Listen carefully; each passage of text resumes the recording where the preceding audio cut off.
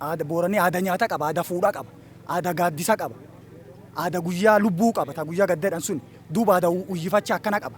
Aadaan uyyifachaa akkana tan duuba namni barate yooma barnoota fuula akka yaani duuba durii miidiyaan akkana qarratsee aadaa tan biyyaa ibsin jiru.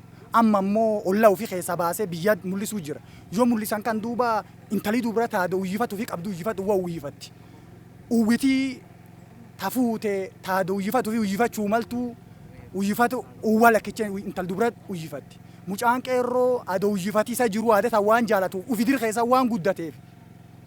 Uyyifata abbaa warra uyyifatu ruufu marat orooroo qabat lichoo qabat.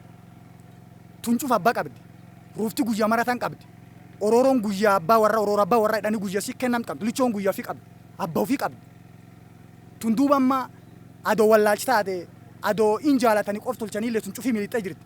Ta miliixxituun duuba yoo barnoota fuula akka yaanillee barataa yuunivarsiitii jalqaba miisa shanta isa wanni galam yaadaati. Guyyaa agarsiisa aadaa nami cuftii rendila janjamtuulleen cuftii nami cufii miyumuu fi naqata. Oromoon balloon tuncuf miyumuu fi naqatti. Tun wallaga tun shawa tun arsi tun booran jedhanii guji gargari baasan.